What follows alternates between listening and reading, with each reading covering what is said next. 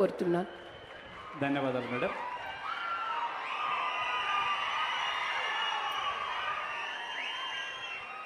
ప్రతి అడుగులో అభివృద్ధి, ప్రతి నిర్ణయంలో భవిష్యత్తు.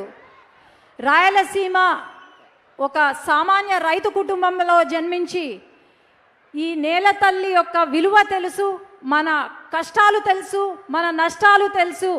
మన రాయలసీమ ముద్దు బిడ్డ గౌరవనీయులు మన ముఖ్యమంత్రి వర్యులు శ్రీ చంద్రబాబు నాయుడు గారికి, అట్లాగే ఇక్కడికి వచ్చిన ప్రతి ఒక్కరికి పేరు పేరున నమస్కారాలు తెలియజేసుకుంటూ, ఒకప్పుడు రాయలసీమ అంటే కరువు, వలసలు, లేకపోతే ఎండిపోయిన పొలాలు. కానీ ఇప్పుడు రాయలసీమ అంటే నీటి కోసం పోరాడే ప్రాంతం కాదు, నీటితో అభివృద్ధి చేసే ప్రాంతం అని, లేదంటే ఇక్కడ వెనకబడిన ప్రాంతం కాదు, ఇది అవకాశాలు మెండుగా ఉన్న ప్రాంతం. అట్లాగే వలసలు వెళ్ళే ప్రాంతం కాదు, ఇది వలసల గడ్డ కాదు, విజయాల గడ్డ అనే ఒక విజన్తో ఈరోజు రాయలసీమను రతనాల సీమగా మార్చి, ముఖ్యంగా మన నంద్యాల జిల్లాను రతనాల సీమగా మార్చి ఈరోజు ఒక హార్టికల్చర్ హబ్గాను, లేదంటే పరిశ్రమలు, ఎలక్ట్రానిక్స్ హబ్గా, అట్లాగే డిఫెన్స్ హబ్గా మన రాయలసీమను తీర్చిదిద్దుతున్నారు మన ముఖ్యమంత్రి వర్యులు.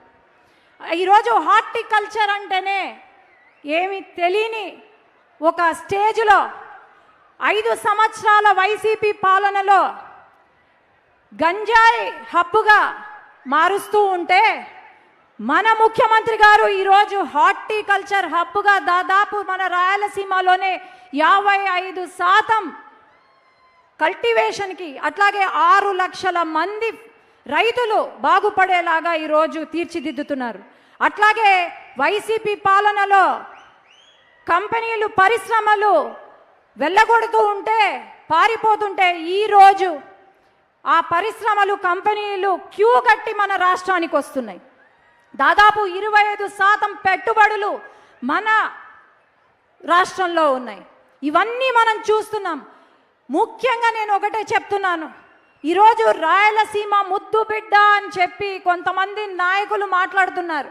సొంత పులివెందల కడపలో కూడా ఏమి చెయ్యలేని ఆనాటి ముఖ్యమంత్రి జగన్మోహన్ రెడ్డి అనను, జగన్మోహన్ గారు ఈరోజు నేను రాయలసీమ ముద్దు బిడ్డ అంటుంటే, రాయలసీమ వాళ్లకు తెలుసు ఎవరు రాయలసీమ కోసం, మన జిల్లా అభివృద్ధి కోసం కృషి చేస్తున్నారు అని. ఈరోజు నంద్యాలలో ఒకప్పుడు బనగానపల్లె కరువు ప్రాంతమైన బనగానపల్లె ఈరోజు నీళ్లు పారుతున్నాయంటే అది కేవలం మన ముఖ్యమంత్రి గారి వల్లే. అట్లాగే ఈరోజు మహిళలకు పెద్దపీట వేస్తున్నారు. 33% రిజర్వేషన్ అని వెయిట్ చేస్తున్నాం, అమలు అవుతుందా లేదా. కానీ ఈరోజు మన రాష్ట్రంలో, దేశంలో ఎక్కడా లేని విధంగా బిల్లు అమలు అయినా లేకపోయినా 33% రిజర్వేషన్ మహిళలకు ఉంటుంది అని చెప్పిన ఏకైక పార్టీ ఈ దేశంలోనే అంటే తెలుగుదేశం పార్టీ. అట్లాగే మహిళలకు ఏమాత్రం గౌరవం ఇస్తున్నారు వైసీపీ నాయకులు మనం చూసాం. నిన్న వైసీపీ కార్యాలయంలో ఒక వైసీపీ మహిళను కొట్టారు, లేదంటే మన పైన కేసులు పెట్టారు.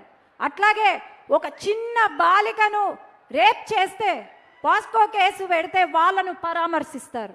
ఇది వైసీపీ నాయకులకున్న మరి ఏమనాలో అర్థం కావట్లేదు.